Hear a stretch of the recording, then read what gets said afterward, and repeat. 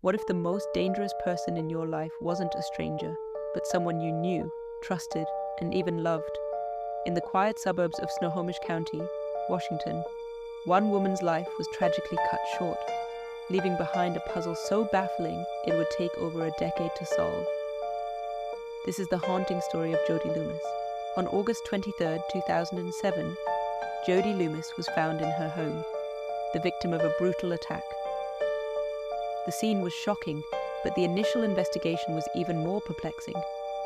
There were no signs of forced entry, nothing was stolen, and the initial list of suspects seemed to lead nowhere. As days turned into weeks and weeks into years, the case went cold. This is where the whispers and theories began to emerge.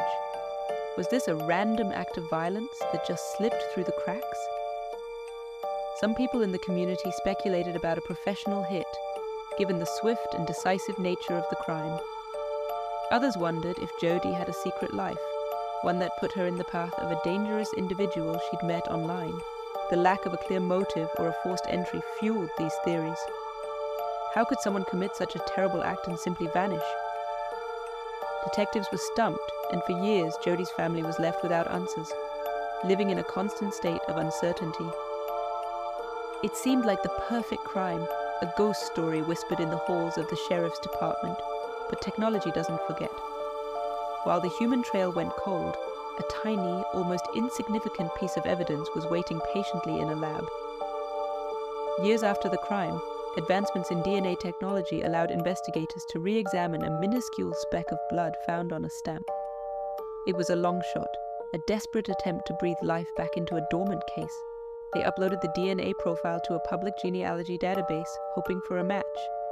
Any match that could point them in a new direction. And then, they got a hit. The DNA didn't lead them to a stranger or a hitman.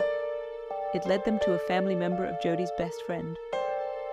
The final piece of the puzzle snapped into place, revealing a story not of random violence, but of deep-seated jealousy and betrayal.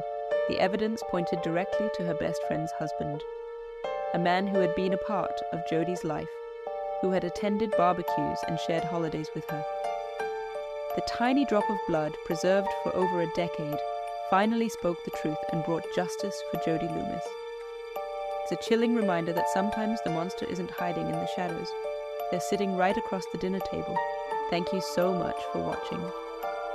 If you found this story compelling, please hit that like button and subscribe for more deep dives into fascinating cases. To connect with us on other social platforms, please visit our website, theevidencelog.com.